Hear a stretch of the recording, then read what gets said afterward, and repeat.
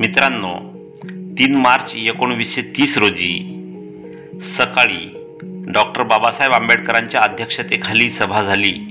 या सभेत बाबासाहेबांनी शांततेच्या मार्गाने काळाराम मंदिर प्रवेश सत्याग्रह करावा आणि यश मिळेपर्यंत सत्याग्रहाचा लढा सुरू ठेवावा असा आपल्या भाषणातून उपदेश केला।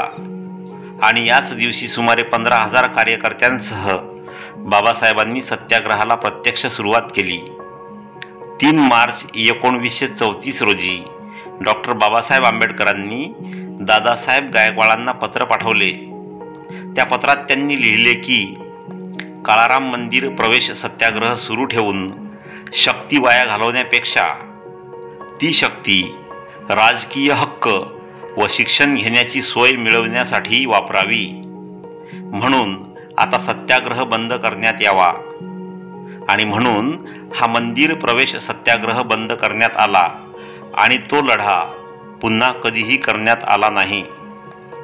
3 मार्च 1946 रोजी निवडणुकीच्या निमित्ताने नरे पार्क मुंबई येथे डॉक्टर बाबासाहेब आंबेडकरांचे भाषण झाले। 3 मार्च 1926 रोजी सुपीनाथ अंबुजी शेगावकर उर्फ दीनबंधू गुरुजी यांचा जन्म झाला।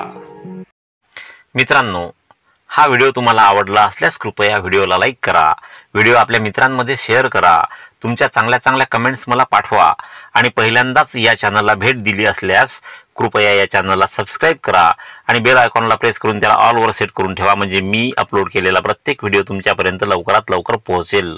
भेटूया पुढील व्हिडिओमध्ये आणि तोपर्यंत जय भीम, जय भारत।